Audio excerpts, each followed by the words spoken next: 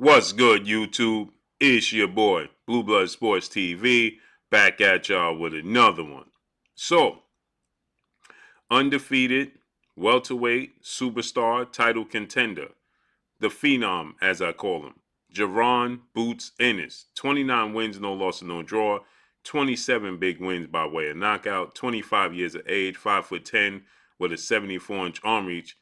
This Saturday, he will be taking on Ukrainian star welterweight title contender in, I don't really know how to pronounce his name, but Karen Chukhadzhian, okay, who is 21 wins, 1 loss, no draw, 11 wins by way of knockout, 26 years of age, 5'9.5", with a 71-inch arm reach. Okay, this came down to, this was the a late opponent for Jaron Boots Ennis, because Jaron Boots Ennis just simply could not get an opponent to face him. Okay, he was hoping to land a showdown with Ennis, who's the undefeated WBA regular champion at welterweight. Okay, and that fight didn't happen because Ennis, he's going to face off against undefeated Mexican superstar welterweight title contender in Virgil Ortiz Jr. That has been ordered.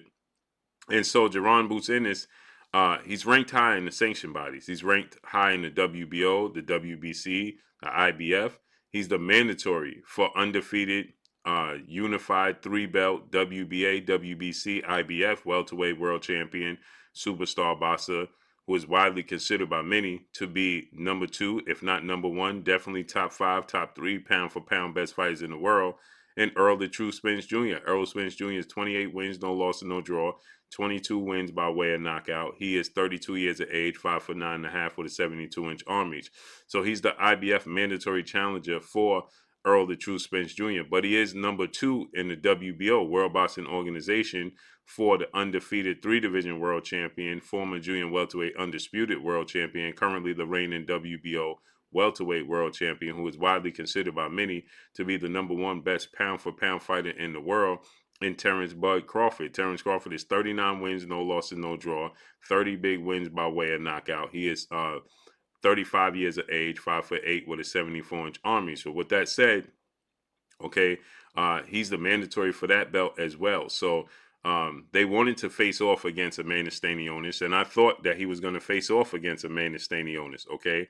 But that just didn't come to fruition.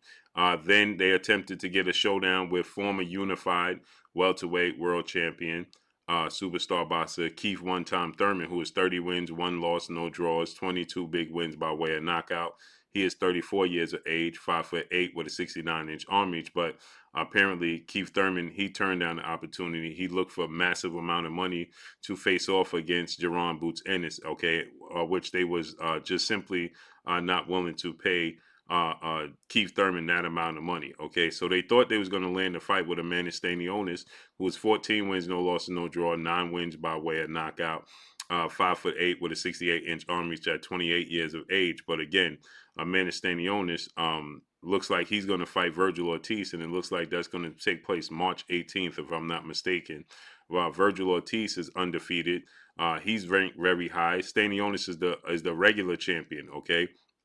Ennis is the WBA regular champion, and he is the mandatory for Errol Spence's WBA title as well. Okay, but Errol Spence has been ordered to face off by the WBC, World Boxing Council President Mauricio Suleiman, and board of 32 members to face Keith Thurman in his next fight. Okay.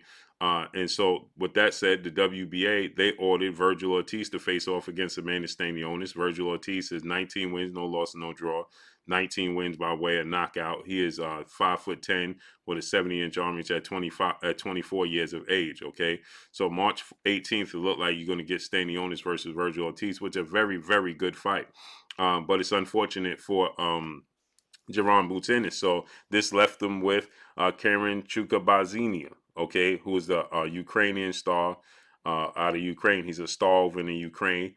And this left Jaron Ennis with this fight. There's not much footage on Karen Hazim, but I've watched footage, and I watched his style, and he's tailor-made for Jaron Boots Ennis and Jaron Boots Ennis skill set. Okay, so I believe that Jaron Boots Ennis is going to overwhelm Hazim. Okay, Karen, I'm gonna call him, and I believe that Jaron Ennis is going to force his corner to stop this fight in the second round. Okay, KC, we're gonna call him KC from the UK. Okay, I believe that Jaron Boots Ennis is going to stop him. I think he's going to just overwhelm him, dominate him, hit him with a bunch of clean shots early and often. And I think that in the second round, you're going to see a stoppage victory. Okay, he's an orthodox fighter. He's not a big puncher, big power puncher. He's a boxer. And if you cannot keep Jaron Boots Ennis off of you, in 22 fights, he has 11 knockouts, so 50% of his fights. But if you cannot keep Jaron Boots Ennis off of you, you're in for a world of trouble. And I believe that KC is in for a world of trouble, okay?